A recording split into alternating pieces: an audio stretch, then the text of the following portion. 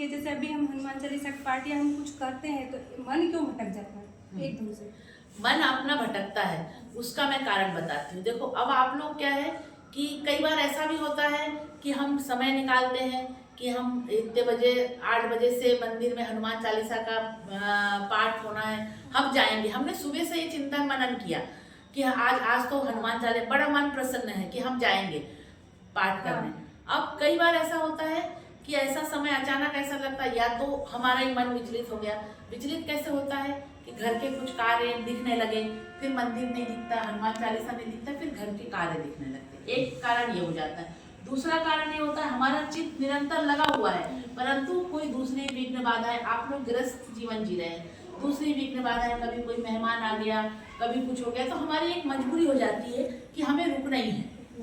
हम कुल मिला के हम अपने हनुमान चालीसा का पाठ करने के लिए हम नहीं पहुंच पाए मंदिर, ऐसा होता है। एक होता है हम यहाँ होते हैं और पाठ करते जाते हमारा चित्त हमेशा घर में लगा रहेगा या और अन्य बातों में लगा रहेगा।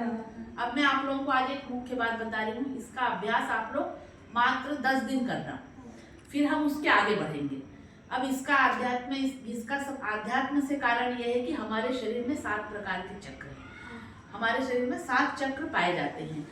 क्या होता है, आप लोगों ने देखा होगा, कोई बचपन से ही बहुत आध्यात्मिक होता है, कोई बाद में आध्यात्मिक होता है। इस विषय, ये टॉपिक मैं आप लोगों को अगली वीडियो में बताऊंगी, पर इस वीडियो में मैं आप लोग अभी इतना समझिए कि हमारे शरीर में 7 चक्र हैं। हमारे आध्यात्म में किसी भी प्रकार की विघ्न बाधाएं आ रही है, कभी या हमारा मन चंचल हो रहा है, या हमारा मन नहीं लग रहा है, या दूसरे लोग आकर हमें दूसरे कारण से हमारे आध्यात्म में बाधाएं आ रही हैं, तो अभी आप लोगों को ये करना है कि हमारा ये होता है स्वादिष्टान चक्र। नाभि से 2 उंगली नीचे, हमारे नाभि से 2 उंगली नीचे होता है स्वादिष्टान चक्र।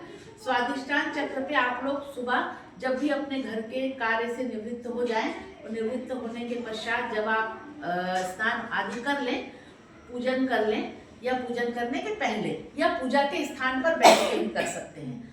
5 मिनट से, अभी सिर्फ 5 मिनट का समय रखो, फिर मैं उसके आगे की पद्धति बताऊंगी, है ना। यहाँ पे नाभि पे आप हाथ रखेंगे, दोनों हाथ रखना है, दोनों हथेलियों पर रखना है, और हथेलियों का आकार थोड़ा ऐसा होना चाहिए।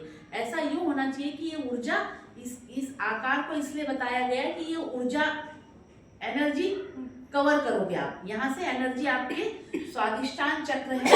आप लोग अभी सिर्फ नाम ना भी याद कर पाओ तो सिर्फ इतना याद रखो कि नाभि से 2 उंगली नीचे हमें हमारा दोनों हाथ रखना है। इस पूरा सीधा नहीं रखना है, ऐसी मुद्रा में रखना है, थोड़ा सा कर वो, है ना। और ऐसे दोनों हाथों को रखना है, और हाथ रखकर आंख बंद करके रीढ़ की हड्डी सीधी रख के सुखासन में बैठे, रीढ़ की हड्डी सीधी रखकर बस खाली धीरे से शुरुआत में सिर्फ 3 बार करें, है ना। पर मैं इस बात की गारंटी देती हूँ, कल ही आप लोग जाएंगे घर, पूजन करने से पहले जब आप 3 बार रखेंगे तो 3 बार में आपको हाथ हटाने की इच्छा नहीं होगी। कम से कम आप लोग 5 से 7 बार और 10 बार करोगे। फिर जो आप लोग पाओगे, उसके बाद आप शाम के दिया बत्ती के बाद भी इस चीज को करोगे।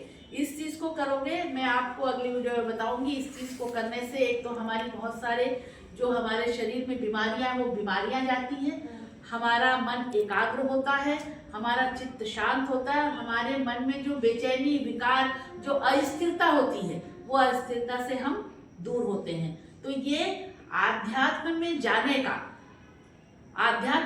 का तात्पर्य ये नहीं कि संसार छोड़ना है। संसार में रहकर आध्यात्म होना कैसे हमें होना है, उसकी प्रथम सीढ़ी है।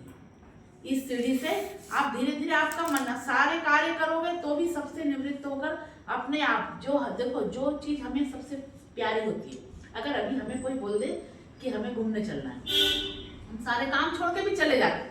कई बार ऐसा होता है ना, तो हम चले जाते हैं। क्यों? क्योंकि वो हमारा पसंदीदा, अभी हम सांसारिक लोग हैं, वो हमारा पसंदीदा कार्य है।